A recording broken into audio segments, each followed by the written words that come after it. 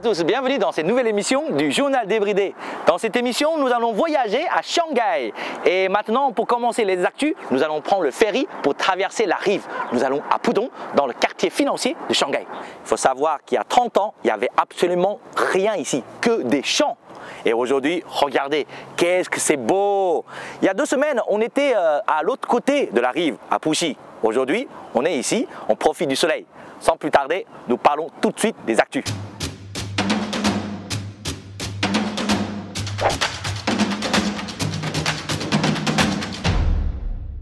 Traditionnellement, le soir du Nouvel An chinois, on regarde le même programme à la télé. Ici, on n'a pas le plus grand cabaret du monde, ni le bêtisier. Cette année encore, le gala du Nouvel An chinois a rassemblé 1,27 milliard de spectateurs dans le monde. Pourtant, il y avait un peu plus de choix avec un concours de Sanda sur Renan Télévision. Dans l'émission, on pouvait voir s'affronter 22 combattants avec des noms comme le capitaine chinois Fu Gaofeng, l'âme du démon Wei Rui, Petit Tigre Tie Yinghua, Condor divin Jia Aoqi, guerrier majestueux Zhang Kaiyin. On n'était pas loin d'une compétition de catch à l'américaine, en plus gracieux. Cette année encore, à cause du Covid, des millions de Chinois ont décidé de rester dans leur lieu de résidence plutôt que de rentrer célébrer la fête du printemps en famille ou de voyager. On estime que 48 millions de personnes supplémentaires ont pris cette décision cette année par rapport aux années précédentes. Il faut dire que certaines provinces avaient pris des mesures drastiques. Tests Covid obligatoires, assignation à résidence entre 7 et 15 jours. Vous imaginez ça en arrivant à la Baule ? Si le secteur du tourisme en a pâti, cela a boosté d'autres industries. Par exemple, les préventes de tickets de cinéma pour la période des vacances s'élevaient à 1,463 milliards de yuan, soit 187,2 millions d'euros le 11 février, battant le précédent record établi en 2019 à 1,458 milliards de yuan. Et pour moi qui adore le cinéma, je trouve que c'est une bonne nouvelle. La Chine compte désormais presque 1 milliard d'internautes. Et oui, le nombre d'internautes en Chine atteint 989 millions à la fin de l'année 2020, un chiffre en hausse de 85,4 millions par rapport à l'année précédente. Un tiers d'entre eux vivent dans des régions rurales, c'est 54,71 millions de plus par rapport à l'an dernier. En plus, l'accessibilité à Internet dans les régions rurales est en hausse de 10%. Désormais, 56% de la population dans ces zones est connectée à Internet.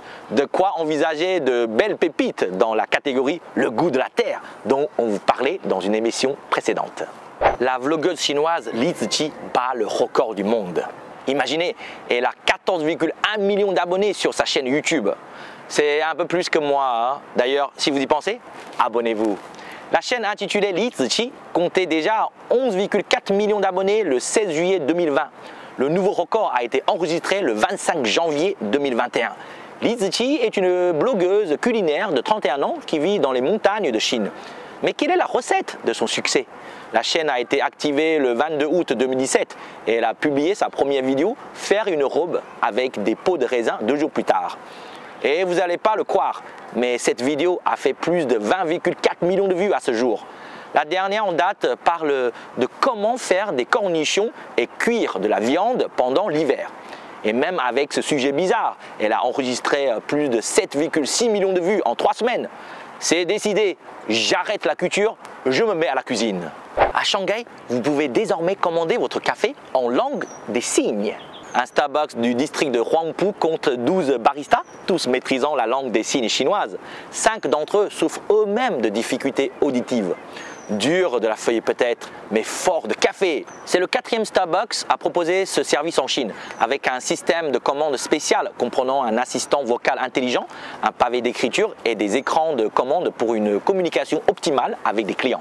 Les jeunes privés de téléphone, c'est la solution à tous les problèmes d'éducation, même en Chine. Les écoliers chinois de moins de 18 ans sont désormais systématiquement privés de téléphone portable à l'entrée de l'école. Le ministère de l'Éducation chinois interdit l'utilisation des appareils mobiles dans les salles de classe, comme dans les cours de récréation.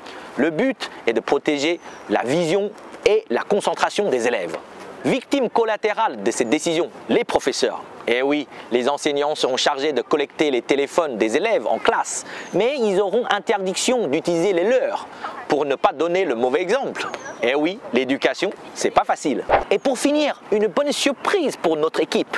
une classe de lycéens du lycée Le Liquès de Quimper nous a rendu un hommage très touchant. Ils nous ont fait le plaisir de traduire nos actus et nous envoyer leurs vidéos. Félicitations à eux pour leur travail et leur savoir-faire. Je vous laisse savourer quelques extraits. Saurez-vous de quel sujet ils parlent? 上海蓝天很美。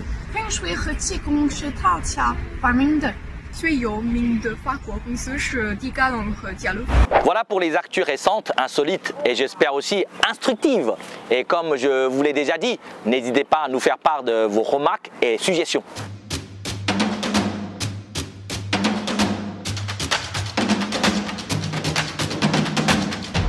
Depuis quelques années, le smartphone est devenu le partenaire le plus important pour la plupart d'entre nous.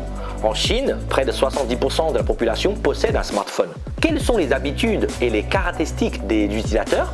Faisons un petit panorama dans le zoom sur le net d'aujourd'hui. Commençons avec l'âge. Les applications les plus utilisées par les enfants de moins de 15 ans sont celles liées aux devoirs et à la musique. Et oui, en Chine, les plus petits bossent dur et leur seul loisir, c'est peut-être d'écouter des chansons. De 16 à 25 ans, les jeunes ados et les étudiants ont un peu plus de liberté. Les applications de jeux arrivent en tête, comme Arena of Valor, Wilderness Action, etc. De 26 à 35 ans, la pression entre progressivement dans la vie des jeunes actifs. De ce fait, les applications sur la finance, le crédit, prennent le relais. Mais celles liées au mode de vie, ou sortir, ou acheter les choses tendances, occupent également une place importante pour cette tranche d'âge. Après 36 ans, la vie est comme une boucle. La plupart des utilisateurs sont devenus parents, alors ils téléchargent en priorité toutes les applications liées aux études de leurs enfants. Comment apprendre l'anglais, faire des maths, etc. Les seniors chez nous, à partir de 60 ans, s'ouvrent plus à la lecture et toutes les applications liées aux actualités sont sur la première page de leur smartphone. Il existe aussi des différences d'utilisation selon les âges. La génération des utilisateurs de moins de 24 ans aime se coucher tard et se lever tard, donc de 23h à minuit. Ce groupe d'utilisateurs arrive en tête, alors de 17h à 20h, ils sont peu présents en ligne. Peut-être parce qu'ils sont en train de faire leurs devoirs. Ils aiment parcourir Weibo, le Twitter chinois, très tard le soir, écouter de la musique, regarder des vidéos et discuter avec leurs amis sur WeChat. De 17h à 18h, un petit pic d'utilisation pour les utilisateurs âgés de 36 à 40 ans. Ils sont sûrement dans les transports. Beaucoup suivent la bourse ou regardent les vidéos drôles sur Douyin, TikTok chinois. La plupart des utilisateurs âgés de 41 à 69 ans allument rarement leur smartphone après 22h. A noter que de nombreuses personnes de plus de 70 ans ne possèdent pas encore de smartphone en Chine.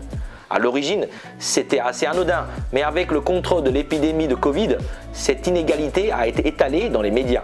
Sans smartphone, les personnes âgées, les ruraux, ne peuvent ni montrer les codes de santé pour circuler, ni commander de la nourriture en ligne lorsqu'ils étaient assignés à résidence. Même ceux qui ont un téléphone connecté ne savent pas forcément utiliser toutes les applications. La question de l'isolement informatique des personnes âgées reste un vaste sujet en Chine et dans le monde aussi. Heureusement, des initiatives existent pour leur apporter l'aide et la formation dont ils ont besoin.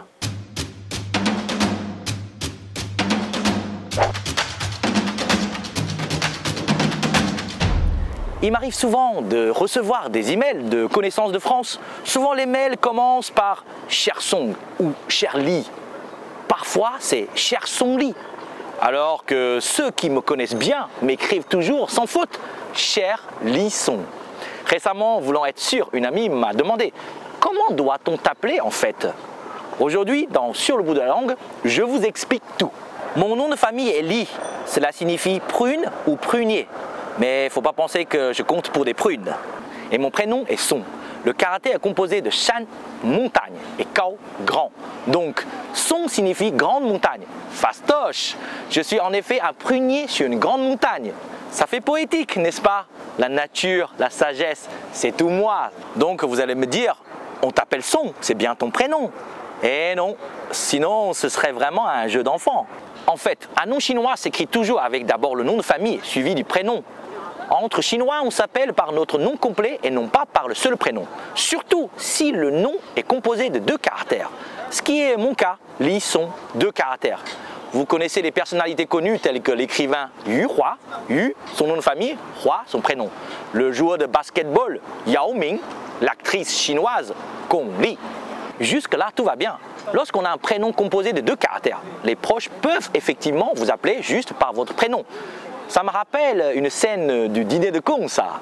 Par exemple, le cinéaste chinois Jia Zhangke. Jia, c'est son nom de famille, Zhangke, son prénom. Si vous considérez que vous êtes proche du réalisateur Monsieur Jia, vous êtes autorisé à l'appeler Zhangke. Mais dans un cadre professionnel, on l'appellera toujours Jia Zhangke. L'académicien François Chen, d'origine chinoise, son nom de naissance est Chen Jixian. Son prénom chinois, c'est pas facile à prononcer, n'est-ce pas? C'est en partie pour ça que certains Chinois émigrés ou ayant une carrière à l'international adoptent un prénom occidental ou occidentalisé. L'acteur Jet Li, par exemple, son nom chinois, c'est Li Lianjie. Le fondateur d'Alibaba, Jack Ma, son nom chinois est Ma Yun. Bref, pour savoir comment appeler votre ami chinois, la règle de base est simple. Il faut avoir au moins 2 syllabes. Dans mon cas, ça reste Lisson. Mais si vous trouvez que ça fait trop formel, il y a un moyen de m'appeler différemment. Je vous explique. Ma tante, par exemple, m'appelle Sonson. Elle double mon prénom. Et hop, ça donne un petit côté affectueux. Un peu comme Lulu pour Lucie. Mon ancien patron, qui a 20 ans de plus que moi, m'appelle Xiaoli, Petit Li. Petit plus le nom de famille. C'est une manière d'appeler quelqu'un qui est beaucoup plus jeune que vous. Ça reste une tradition. Le mot petit ici n'a rien de péjoratif. Dans le cas contraire, je peux appeler un certain monsieur Wang que je connais bien et qui a 20 ans de plus que moi. Lao Wang, vieux Wang. Ça montre un côté familier. Vieux, Lao ici, est également symbole de respect. Tout comme le mot Lao Shi, professeur, vieux maître. Dans le cas de l'entreprise, on peut se donner du Wang Zong, Wang, le nom de famille, suivi de Zong qui signifie directeur. Directeur Wang, pour signifier le respect lié à sa position. Il n'a même pas besoin d'être directeur en fait. Maintenant, parlons un peu des noms de famille en Chine. Selon le dictionnaire des noms de famille chinois, il existe plus de 24 000 noms de famille en caractère chinois pour des personnes de tous les groupes ethniques. Actuellement, plus de 6 000 noms de famille sont utilisés en Chine.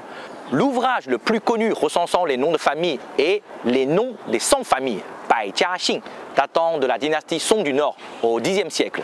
D'ailleurs, aujourd'hui, quand on emploie le mot Bai Xing, 100 et nom, cela désigne le peuple. Selon le rapport national sur les noms publié par le ministère de la Sécurité publique, Wang, Li, Zhang, Liu et Chen restent les 5 principaux noms de famille les plus courants en Chine. Les personnes portant ces 5 noms de famille représentent 30,8% de la population totale enregistrée en Chine. Li était le plus courant avec 726 000 nouveau-nés portant ce nom cette année-là. Voilà, en fait, moi, j'ai des millions de cousins en Chine. Li, c'est vraiment comme Martin en France. Le rapport indique également que les personnes ayant un prénom avec 2 caractères représentent une grande majorité de la population, plus de 90% du total. En fait, dans les années 80, il y a eu une tendance de donner un prénom avec un seul caractère. Comme moi, je suis né en 1983, j'en fais partie. La prochaine fois, je pourrai vous expliquer comment choisir un prénom pour un nouveau-né, parce que ça, c'est une autre histoire. Voilà, vous savez tout, je suis Lisson, le prunier d'une grande montagne. À la prochaine.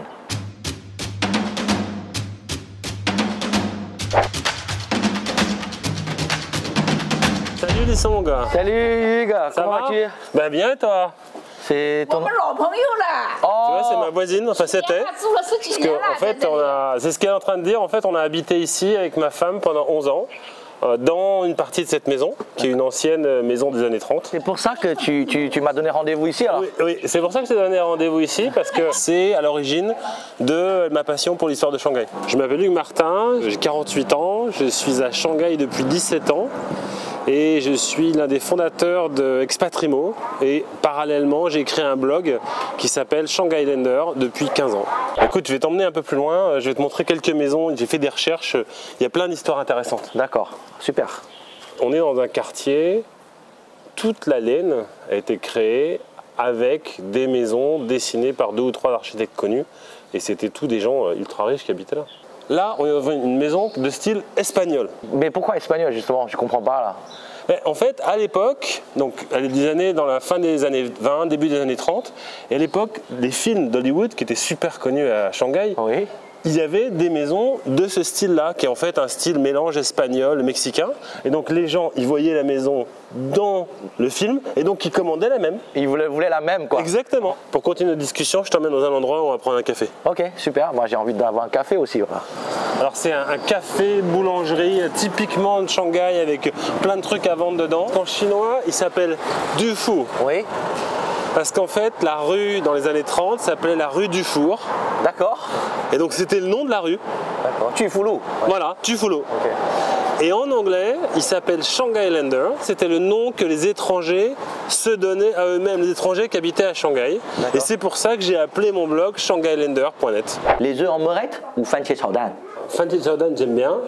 Mais quand même, les œufs en meurette, ça me manquait un peu. Donc avec l'association des Bourguignons de Shanghai, dont je fais partie, on a trouvé un restaurant où on leur a appris à faire les œufs en meurette pour retrouver un peu le goût du pays. Donc œufs en meurette.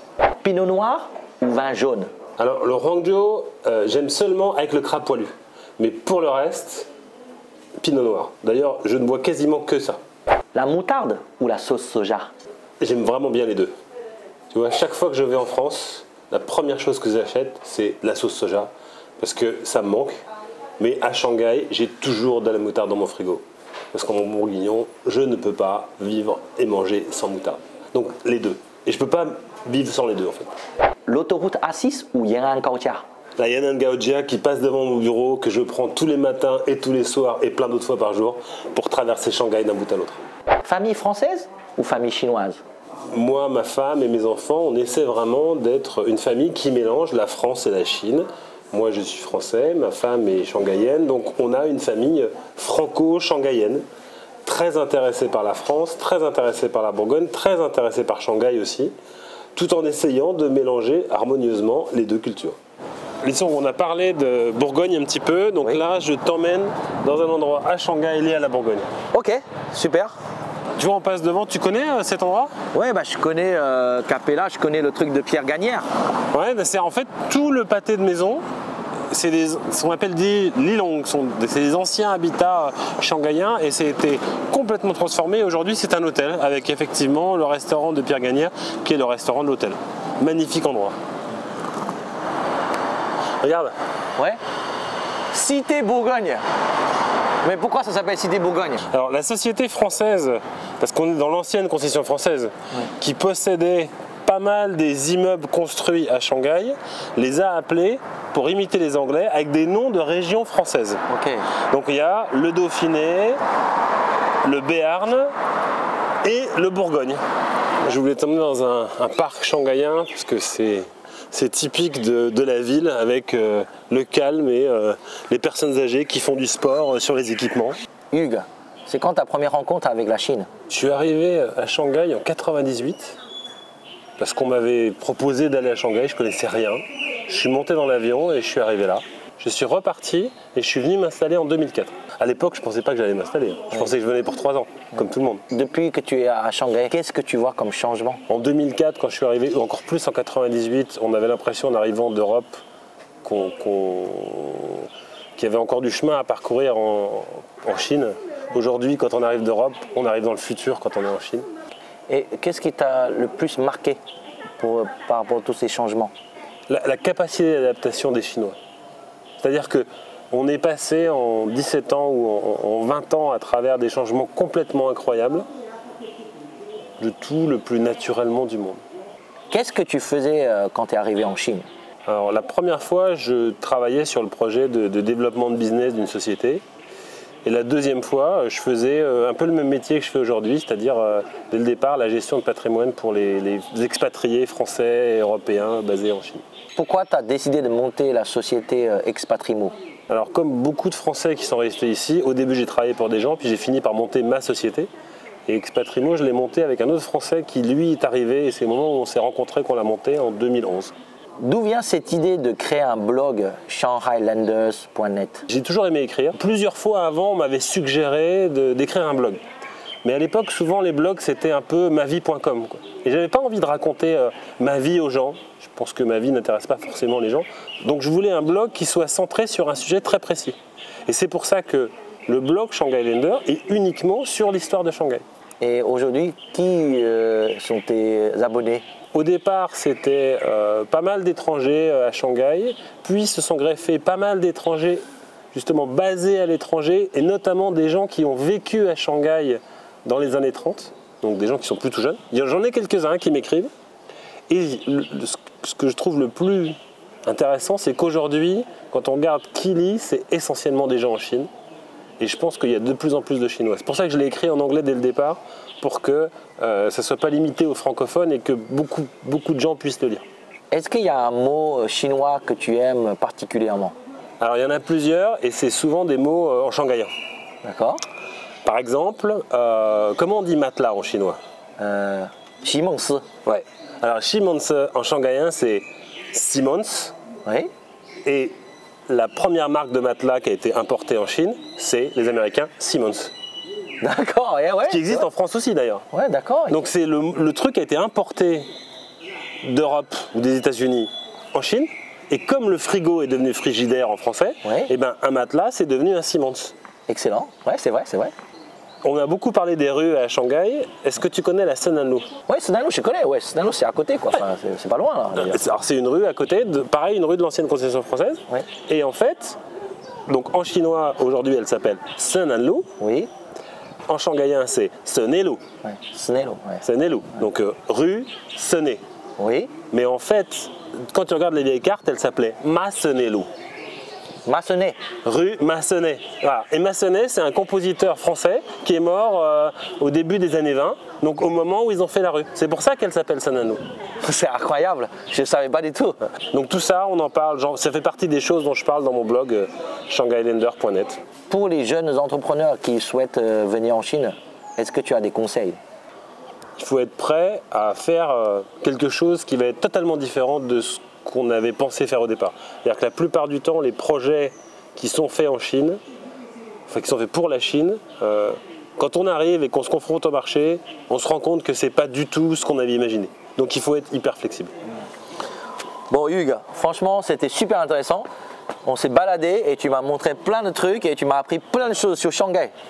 C'était le but, je suis très content.